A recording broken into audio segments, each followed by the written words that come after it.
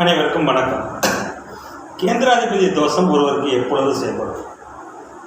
சுபர்கள் கேந்திரங்களுக்கு அதிபதிகளாகி அந்த வீட்டிலேயே ஆட்சி பெறும் நிலையில் கேந்திராதிபதி தோஷம் என்பது செயல்படும். பாதகாதிபதி தோஷம் என்பது தசைதான் தெய்வம். கேந்திராதிபதி தோஷம் வாழ்நாள் முழுவதும் செயல்படும். இந்த நிலையில் ஒருவருக்கு கேந்திராதிபதிய தோஷம் எப்பொழுது ஏற்படும், கேந்திராதிபதி தோஷத்தால் என்ன பலன் கிடைக்கும் என்பதை ஒரு உதாரண ஜாதகத்துடன் பார்க்கலாம். இந்த ஜாதகர் பிறந்தது பார்த்தீங்கன்னா 5/7/1990 10:30 AM அளவில் பிறந்திருக்கார்.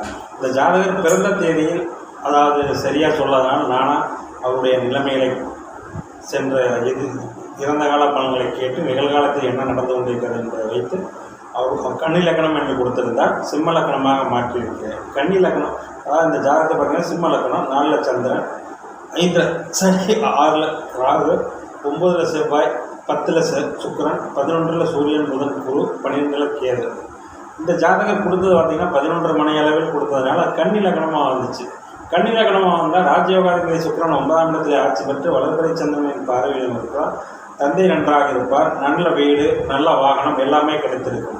ஆனால் இவள் சொல்வது இப்போ பார்த்தாங்கன்னா எனக்கு எதுவுமே கிடைக்கலைங்க, சுக்கிரதசை எனக்கு சுத்தமாக வேலை செய்யலை.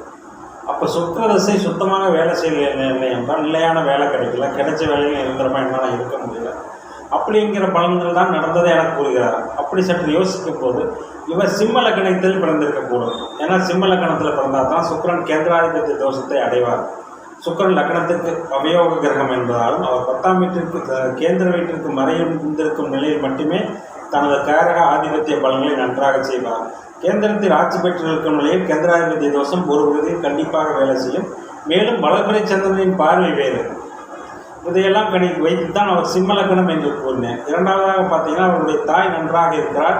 தாய் இவருக்கு அனுசரணையாக இருக்கிறார். தந்தையால் இவருக்கு பெரிய அனுகூலங்கள், அதாவது தந்தையோடு ஒரு சரியான அண்டர்ஸ்டாண்டிங் இல்லை. அப்படிங்கும்போது பார்த்தீங்கன்னா சிம்ம லக்கணமாக இருக்கும்போது தான் இது கரெக்டாக வரும். ஏன்னா 9ஆம் அதிபதி 9ஆம் இடத்திலே ஆட்சி பெற்றது. பாபர்கள் திரிகோணாதிபதிகளாகி திரிகோண ஸ்தானங்களிலே ஆட்சி பெறுவது அவ்வளவு நல்ல நிலை அல்ல. இந்த அமைப்பில் சிம்ம லக்கணத்தில் பிறந்தால் தான் அவர் சொன்ன பலன் எல்லாமே கரெக்டாக வரும். சந்திரன் நன்றாக இருக்கார், திக்பலனாக இருக்கார், வளர்பிறை சந்திரனாக இருக்கார். சந்திரன் நீசம்லாம் எடுக்க வேண்டியதில்லைங்க. 9ஆம் தேதி 9ஆம் வீட்டிலே ஆட்சி பெறுவது தவறு. அப்படின்னா 10ஆம் வீட்டில் இருக்கணும், இல்லாட்டி 9ஆம் வீட்டுக்கு 6 மணிந்து 4ஆம் வீட்டில் ஆட்சி பெற்று 8 மணிந்து 4ஆம் வீட்டில் ஆட்சி பெற்றால் கூட நல்ல தந்தையாராக இருந்திருப்பார். தந்தையாரோடு இவருக்கு சுமூகம் இருந்திருக்கும். மேலும் சூரியன் திக்பலமாக இருக்கும் நிலையில் 9ஆம் தேதி கன்னி லக்னமாக இருக்கும் பட்சத்தில் நான் சொல்வது கன்னி லக்னமாக இருந்தால் சூரியன் திக்பலமாகவும் 9ஆம் தேதி சுக்கிரன் 9லே ஆட்சி பெற்றிருக்கும் நிலையில் இவருக்கு சுக்கிரதசையின் ராஜயோக பலன்கள் நடந்திருக்கும். இவர் தந்தையாரும் மேம்பட்ட நிலையில் அடைந்திருப்பார். ஆனால் இவருடைய தந்தையார் மிக சாதாரண நிலையில் தான் இருக்கிறார்.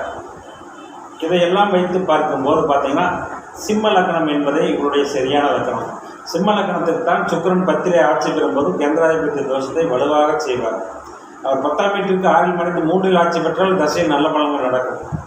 இங்கே கேந்திராதிபதி இது முழுக்க செயல்படும். அது தசையில் தான் கேந்திராதிபதி தோஷம் செயல்படும். வாழ்நாள் முழுவதும் செயல்படக்கூடிய அந்த கேந்திராதிபதி தோஷம் தசையில் தான் செயல்படும். புத்திகளின் கேந்திராதிபதி தோஷம் பெருசாக செயல்படாது. அப்படி இருக்கும் நிலையில் 10ஆம் இடத்திலே அமர்ந்த சுக்கிரன் ஆட்சியும் பெற்று வளர்பிறை சந்திரனின் பார்வையை பெற்றதால் கேந்திராதிபதிய தோஷம் என்னும் நிலையை பெறுகிறார். இரண்டாவதாக இவர் கூறுவது பார்த்தீங்கன்னா எனக்கு கல்யாணம் ஆகி 5 வருஷம் ஆச்சு, இப்போ தான் திருமணம் புத்திரபாக்கியம் கிடைக்கப் போகுது அப்படின்னு.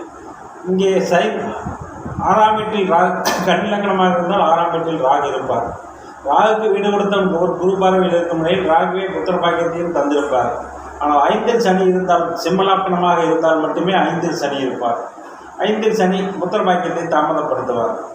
அதே சமயம் குரு ஓரளவு சுபத்தன்மையுடன் இருப்பதால் குரு புத்தியில் ஒரு புத்திரபாக்கியம், சுக்கிரதசையில் குரு புத்தியும் குரு திசையில் சுக்கிரபுத்தியும் நல்ல பலன்களை செய்யாதனால அதுக்கு சில விதிவிலக்குகள் இருக்குங்க. விதிவிலக்கு இல்லாத ஜோதிட கருத்துக்கள் என்று எதுவுமே இல்லை. 9 கிரகங்கள், 27 நட்சத்திரங்கள், 12 பாவங்கள், இவைதான் விதிவிலக்கு இல்லாதவை. மற்ற எல்லாமே விதிவிலக்குகளுக்கு உட்பட்டது தான்.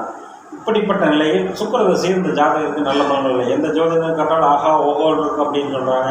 ஆனால் எதுவுமே இல்லை. பிறந்த நேரம் தவறும் போது லக்கணமும் மாறும். லக்கணம் மாறும்போது பலன்கள் எல்லாமே தலைகீழாக மாறும். இதனால தான் பிறந்த நேரத்தை சரியாக குறித்து வைத்துக் கொள்ள வேண்டும், அல்லது நடக்கும் சம்பவங்களை வைத்து நாமளே உறுதி செய்து கொள்ள வேண்டும். இப்போல்லாம் கரெக்டாக ஓரளவுக்கு எடுத்துடுறாங்க பிறந்த டைம். இந்த 25 வருஷம் 30 வருஷத்துக்கு முன்னாடியெல்லாம் பிறந்த டைம்ங்கிறது ஒரு தோராயமாகத்தான் இருக்கும். அது சில 5 நிமிடங்கள் 10 நிமிடங்கள் 1/4 மணி நேரம் 1/2 மணி நேரம் கூட. இந்த லக்கணம்லாம் பார்த்தீங்கன்னா 1/2 மணி நேரம் முன்னாடியே அதாவது 11:30 மணி என்று சொல்கிறார். 11 மணிக்கு இப்போ முன்னாடியே பிறந்திருக்கார். 10:45 மணிக்கு இந்த ஜாதகர் பிறந்திருக்கார். அப்பொழுதுதான் சிம்ம லக்னம் வந்து சிம்ம லக்னத்துக்கு அவயவகரான சுக்கிரன் கேந்திராதிபத்திய தோஷத்தை இருக்கும் நிலையில், கேந்திராதிபத்திய தோஷம் என்ன, 10 இருக்கும்போது நிலையான வேலை, நிலையான தொழில் இருக்காது, நிலையான வருமானம் இருக்காது, வண்டி வாகனம், வீடு வண்டி வாகன அமைப்புகள் எதுவுமே கையில் கூடாது. சுக்கரனுடைய லக்ஸுரியஸ் இங்கே கிடைக்காத ஜாதகருக்கு மிக சாதாரண வாழ்க்கை தான் வாழ்வார். இதுவே கன்னி லக்னமாக இருந்தால், உண்மையானமே கன்னி லக்னமாக இருந்தால் சக்கரதாக சுக்கர திசையில் மிக பிரமாதமான வாழ்க்கை வாழ்ந்திருப்பார்.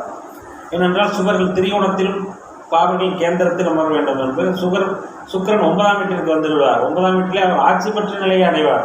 வளர்பிறை சந்திரனின் பார்வையை வேறு பெறுவார். இந்த அமைப்பில் சுக்கர திசை மிக பிரமாதமாக இந்த ஜாதகருக்கு இருந்திருக்கும். எனவே லக்ன சந்தியை சரி செய்து இவர் சிம்ம லக்னம் என்று கூறி சுக்கிரன் கேந்திராதிபத்திய தோஷத்தில் இருப்பதன் காரணமாக இவருக்கு சுக்கிர திசை பெரிய பலன்களை செய்யவில்லை. எனவே லக்ன சந்தியை லக்னத்தை சரி செய்வது என்பது மிக முக்கியமான அமைப்பு. அதாவது ஒரு 10 டிகிரி 5 டிகிரி இலை இருக்கும்போது நமக்கு நடக்கும் சம்பவங்களை எல்லாம் வைத்து, அதாவது ஜோதிடர்கள் சொல்வது நமக்கு ஒத்துவரவில்லை என்றால், ஒரு பெரும்பாலான ஜோதிடர்கள் சொல்லும்போது ஒரு ஜாதக பலன் ஒத்து வரவில்லை என்றால் லக்கணத்தை நன்றாக கவனிக்க வேண்டும்.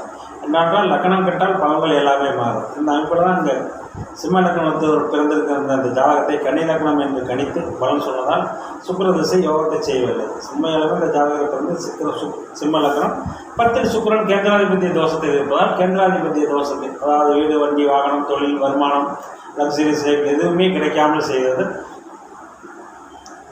அதே சமயத்தில் 7ஆம் அதிபதி நன்றாக இருப்பதாலும் இப்போ ஜாதகருக்கு திருமணம் நடந்தது. கேந்திராதிபத்திய தோஷம் என்பது திருமணத்தை தடை செய்யும் என்றுமில்லை, அது திருமணத்தை நடத்தி வைத்தார் சுக்கிரன். ஓரளவு காலந்தாழ்த்தியாவது காரகத்தை கொடுத்தார்.